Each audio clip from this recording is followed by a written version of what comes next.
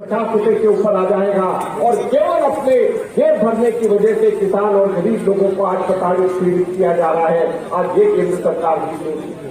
साथियों, मेरे बाद अशोक गहलोत साहब बोलेंगे और आप सब लोग उनको सुनना चाहते हैं, लेकिन एक बात मैं कह करके अशोक गहलोत जी से पहले जरूर कहना चाहूंगा कि आज मुझे गर्व है कि मैं राजस्थान का प्रभारी हूं, क्योंकि जो बजट यहां पर अशोक गहलोत जी ने परसों यहां पर दिया है, उसकी चर्चा और उसकी शाबाशी पूरे के पूरे देश के अंदर हो रही है। मैं अशोक जी आपको और कांग्रेस पार्टी के तमाम लोगों को बहुत बहुत बधाई देना चाहता हूं। कृषि बजट अलग से हो, इसकी परिकल्पना और इसकी मांग कई सालों से करी जा रही है, लेकिन आपने यहां पर करके दिखाया। आपने यहां पर 5 लाख रुपए हर परिवार के लिए चिकित्सा बीमा के आपने जो घोषणा करी है, वो अपने आप के अंदर एक मिसाल है, कहीं पर भी पूरे देश के अंदर नहीं है। मैं आपको बधाई देना चाहता हूं। जिस तरीके से कांग्रेस की सरकार ने कोरोना के अंदर देश के अंदर काम किया है, वो न केवल देश में बल्कि पूरी दुनिया के अंदर मिसाल है। राजस्थान से बेहतर कहीं पर किसी भी और राज्य ने इस तरीके से परफॉर्म नहीं किया है। मैं फिर से सरकार को बहुत बहुत बधाई देना चाहता हूं। मैं अंत में आप सब लोगों से केवल एक बात कहना चाहता हूं, चाहे किसानों का मसला हो, गरीबों का मसला हो, दलितों का मसला हो, पिछड़े लोगों का मसला हो, कांग्रेस पार्टी सत्ता में हो या सत्ता में नहीं हो, हमेशा आप लोगों के साथ में खड़ी है और खड़े होकर के लड़ाई लड़ेगी। चाहे कितना भी हमारे को लड़ना पड़े, कितना भी आगे जाना पड़े, हम पीछे नहीं हटेंगे, आपकी लड़ाई लड़ते रहेंगे। बहुत बहुत धन्यवाद। जय हिंद, जय भारत। प्रदेश कांग्रेस कमेटी के अध्यक्ष डोटासरा जी, सचिन पायलट साहब, मनोज मेघवाल जी, मंच पर उपस्थित कांग्रेस पार्टी के तमाम वरिष्ठ नेतागण, साथियों, भाई और बहनों, आज मुझे बहुत खुशी है कि किसान सम्मेलन के उपलक्ष्य में जब देश के अंदर अलग अलग स्थानों में कांग्रेस पार्टी किसानों के समर्थन में अपनी आवाज को उनकी आवाज के साथ मिला रही है, तो यहाँ पर राजस्थान में हम लोग जब यहाँ पर आए हैं तो जितनी भीड़ यहाँ पर पंडाल के अंदर है, हम लोगों ने देखा कि उतनी ही भीड़ बल्कि उससे ज्यादा पंडाल के बाहर धूप के अंदर खड़ी होकर के यहाँ पर आई है। तो मैं सबसे पहले तो जितने भी हमारे आयोजक हैं और जो हमारे कांग्रेस के नेतागण हैं और किसान साथी हैं, उन सबको आपको मैं बहुत बहुत दिल की गहराइयों से धन्यवाद करना चाहता हूँ। आज साथियों, हम सबके सब लोग जब यहाँ पर इकट्ठे हुए हैं तो मुख्य मकसद कांग्रेस पार्टी का ये है कि हमारे देश की राजधानी में, सीमा में पिछले 3-4 महीने से किसान ठंड के अंदर, कड़कती हुई ठंड के अंदर बैठा हुआ है। 200 से ज्यादा किसानों की मृत्यु हो गई है और काले कानून जो मोदी सरकार ने पास किए बगैर किसानों से सलाह करे और केवल अपने मित्र पूंजीपतियों को फायदा पहुंचाने के लिए किसान आज ये कहता है इसको वापस ले, किसान संगठनों से, किसानों से बातचीत करे और फिर उसके बाद में किसान से संबंधित, कृषि से संबंधित कोई कानून को पार्लियामेंट के अंदर लेकर के आए। आज मैं आप लोगों से पूछना चाहता हूं, हमेशा इससे पहले की रीति रिवाज होता है कि अगर किसी भी तबके का कानून लेकर के आया हमारे महासचिव राजस्थान आदरणीय अजय मातन जी, पूर्व प्रदेशाध्यक्ष सम्मानीय सचिन पायलट जी, निवर्तमान जिलाध्यक्ष पवन पुजारी जी, आदरणीय पूसाराम जी, मनोज मेघवाल जी, विधि कल्ला साहब, ममता भूपेश जी, राकेश पारी जी, मंत्री भजन लाल जी, आदरणीय भवनलाल शर्मा जी, आदरणीय गोविंद मेघवाल साहब, आदरणीय बुलानिया साहब, मैं मंच पे देख रहा हूं कृष्णा पूनिया जी, नाथुराम सिंदोरिया जी, बेलाराम गेदर जी, राजेंद्र सांगला जी, वीरेंद्र सिंह जी, मंगलाराम गोदारा जी, भानु खान जी, आकाम अली जी और भवनलाल शर्मा जी को तो पहले ही दे दिया। पंडित जी का तो आशीर्वाद सबको पहले ही चाहिए। तो तमाम नेता जो मंच पे विराजमान है और आदरणीय किसान भाइयों, माताओं, बहनों, कांग्रेस पार्टी के कार्यकर्ता, सबसे पहले मैं आप सबको धन्यवाद देना चाहूंगा कि आप सब इस गर्मी में पधारे और एक ऐसे मुद्दे के ऊपर आप सब लोग यहाँ पधारे हैं, किसान का मुद्दा है।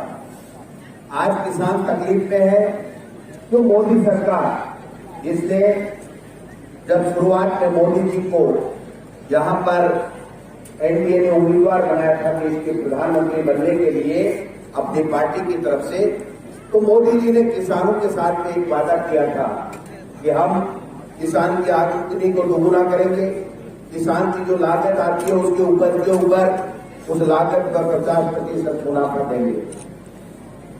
2 करोड़ लोगों को प्रतिवर्ष हमारे नौजवान साथियों को नौकरी देने की बात की थी, माताओं बहनों के लिए कल्याण की बात की थी, किसानों के लिए विशेषकर उन्होंने ये कहा था कि 70 साल में कांग्रेस ने नहीं किया लेकिन मैं कर दूंगा। लेकिन आप सबको मैं याद दिलाना चाहता हूं इस मंच के माध्यम से कि जब सबसे पहले एनडीए में देश के प्रधानमंत्री मोदी जी बने तो मोदी जी ने सबसे पहले अगर कोई काम किया तो वो किसान के हितों के ऊपर कुठाराघात करने का काम किया। जो भूमि अधिग्रहण कानून मैं समझता हूं जो सर्वसम्मति से सभी पार्टियों ने सहमत करके और हमारी यूपीए सरकार लाई थी, उसको सबसे पहले चेंज करने का काम किया। और चेंज करने का जब किसानों ने विरोध किया और हमारे नेता आदरणीय राहुल गांधी जी ने जब ये बीड़ा उठाया कि हम किसान के साथ में हैं, ये कानून आपको वापस देने पड़ेंगे, उन्होंने वो संशोधन कानून वापस दिए। लेकिन जब एनडीए 2 दोबारा आई तो नरेंद्र मोदी जी ने कोई हिसाब दिया, न कोई बात की, और दोबारा जब आए तो अपने संघ उद्योगपति मित्रों को साथ लेकर के और किसान की जो उपज है उसको हड़पने का एक षड्यंत्र रचा और ये 3 काले कानून लेकर के आए। ये जो तीनों काले कानून हैं वो किसान को किसान नहीं रहने देंगे, मजदूर बना देंगे, किसान बर्बाद हो जाएगा। आज 100 दिन से ज्यादा समय से किसान आज आंदोलन कर रहे हैं लेकिन मोदी सरकार सुन नहीं रही है।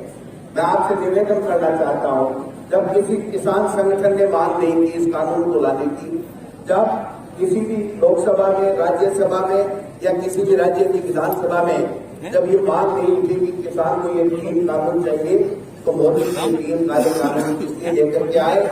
जब कानून लेकर के आए उससे पहले अडानी और अंबानी जैसे लोगों ने, पूंजीपति मोदी जी के मित्रों ने ये जो बड़े बड़े गोदाम बनाने कैसे शुरू कर दिए। ये सवाल है, आज राहुल गांधी जी राजस्थान की यात्रा पे आए थे, पंजाब में गए, हरियाणा में गए, ये पूछ रहे हैं कि मोदी जी आपको इन 3 कानूनों की मांग किसने की, आप किसान को परेशान कर रहे हो। किसान के मुंह से वजीर बनने वाले मोदी जी आज नोटों वाले अपने चंद मित्रों के वजीर बन करके रहते हैं। ये बात समझना पड़ेगा, सोचना पड़ेगा। एक तरफ केंद्र की सरकार है जो किसानों के साथ में धोखा कर रही है, एक तरफ हमारे राज्य की सरकार है जो अशोक गहलोत जी के नेतृत्व में किसान के लिए सबसे पहले किसानों के ऋणों को माफ करने का काम किया और उसके बाद में अब की बार जो बजट दिया, आप देख सकते हैं राजस्थान में, हिंदुस्तान के इतिहास में ऐसे किसी स्टेट में किसानों के लिए कोई बजट नहीं आया। इस किसानों के इस बजट में अलग से किसानों का बजट होगा, कृषि के लिए अगले साल से अलग से बजट होगा।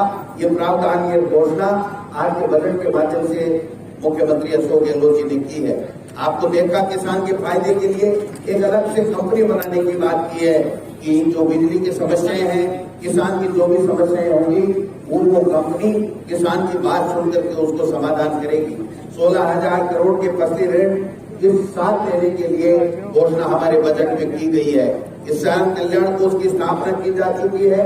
किसानों के तमाम जो भी समस्याएं हैं और 5 जो 3 काले कानून केंद्र की सरकार लाई थी, उनसे हमारा राजस्थान का किसान परेशान नहीं हो, उनका नुकसान नहीं हो। इसके लिए आपने देखा कि राजस्थान की विधानसभा का आनंद फानन में बुलाया गया सत्र और उसके बाद में कानून पारित किए गए। आज वो कानूनों की क्या दशा है आप देख सकते हैं। राज्यपाल के यहाँ खड़े हैं। मैं आपसे निवेदन करना चाहता हूँ, ये किसान की आवाज को बुलंद करने का समय है, ये किसान की आवाज को ताकत देने का समय है। ये किसान बड़ा परेशानी में है केंद्र की मोदी सरकार की नीतियों के कारण से, लेकिन राजस्थान में आप निश्चित रह सकते हैं आपके आशीर्वाद से बनी हुई है सरकार अशोक गहलोत जी के नेतृत्व में चल रही है।